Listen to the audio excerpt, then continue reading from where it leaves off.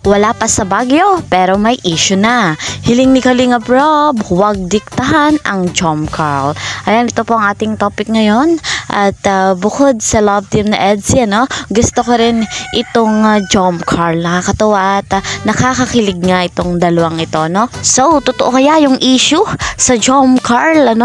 At bakit kaya nasabi ni Kalingap Rob yung huwag diktahan ang Jomcarl?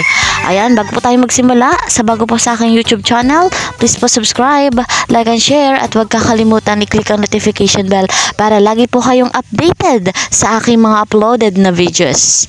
At ito po guys, mga Kalingap, as always, na lagi kong sinasabi, lagi natin suportahan si Kalingap Rob at si Kuya Val Santos Matubang sapagkat marami pa silang tutulungan tao na nangangailangan sa mundong ito. Ayan, shout out po pala sa kapwa ko Karepa. Ayan, po sa lahat ng member ng Kalingap Reactor Partner. Hello po sa inyo. Guys, mga Kalingap, bago natin pag-usapan yung topic, nais kong ipabatid sa inyo na maganda rin yung chemistry ng Jomcarl kapag sila ay may serye, kapag may ganap, at kapag may vlog. Ayan, ang ganda ng eksena ng dalawang ito. Ang tanong ay, bakit kaya nasabi ni Kalingap Rob na huwag diktahan ng Jomcarl? Guys, mga Kalingap, ito yung live ni Kuya Val nung nakaraan pa to, sa hindi pa nakakapanood, ay panoorin nyo po ito. At kapag may lumabas na ads, huwag nyo pong i-skip. Ayan po guys. At paalala lamang po, tapusin nyo po muna ang ating videos, ang aking vlog, bago po kayo mag-iwan ng inyong mga komento, ng inyong mga salo-saloobin para naayon po ang inyong komento sa video na ito. Guys, mga Kalingap, meron po kasing issue, kaya ito ay bibigyan nating linaw.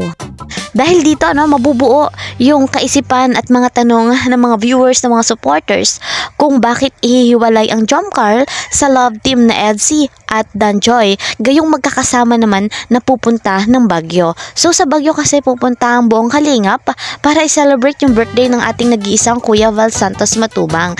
Ayan, malapit na yon ang birthday, kaya lang may issue na gusto ng mga sponsor at nalaman nga ni Kalingap Rob na dapat daw ay ang Jomcarl ay nakabukod, nakahiwalay yung bahay at yung sasakyan, yung accommodation ng Jomcarl. At dahil nga dyan, syempre, nasabi ng ating Kalingap Rob na huwag diktahan ng Jomcarl. Hindi pwede na nakabukod, nakahiwalay ang Jomcarl sa iba pang love team na Danjoy at EDSI. Dapat magkakasama, Kaya nga, party yun birthday party yun ng ating Kuya Val. Dapat sama-sama nag-enjoy. Hindi pwede yung may special accommodation, merong nakabukod. Hindi pwede yun. Yun ang nabanggit ng ating Kalingap Rob. Guys, mga Kalingap, ito po ay ayon lamang sa vlog ni Kalingap Rob. At bilang reactor naman, para sa akin, yun ay offer lamang ng sponsor ng Jomcarl. Siguro in-offer lang ng sponsor nila na pwede itong sasakyan, pwede itong bahay na gamitin, yung ganon. Po, siguro ganito halimbawa ang offer ng sponsor. May sasakyan ako, pwede yon.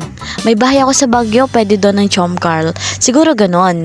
Guys, mga Kalingap, yun ay opinion ko bilang reactor, At huwag naman sanang masamain, yun lang naman ay opinion ko. At hindi naman masama na mag-offer ang mga sponsor. Pero gusto nga nating Kalingap Rob, sama-sama lahat ng Kalingap, ang love team papuntang Baguio para i-celebrate ang birthday ng ating Kuya Val. Saan mang sasakyan, sama-sama. Syempre, at sa bahay na titirhan nila sa Baguio. Yun, Kasi syempre, one love, one family, one Kalingap. Ayan tayo, di ba? So ayan guys, mga Kalingap, gaya ng sinasabi ko, ay patuloy nating susuportahan ng love team na EDSI at syempre itong Jomcarl at ang Danjoy. Mahal natin silang mga love team at patuloy tayong magtutulungan para sa ikaunlad ng ating mamamayan, ng ating bayan. Ayan guys, at sa lahat ng aking subscribers, listeners, viewers sa mansulok ng mundo, maraming salamat sa patuloy na pagsuporta at pagtangkilik sa aking videos. At sana po ay huwag nyo ring i-skip yung ads na lalabas sa akin. Naiyak ng anak ko guys. See you sa next video. Bye-bye!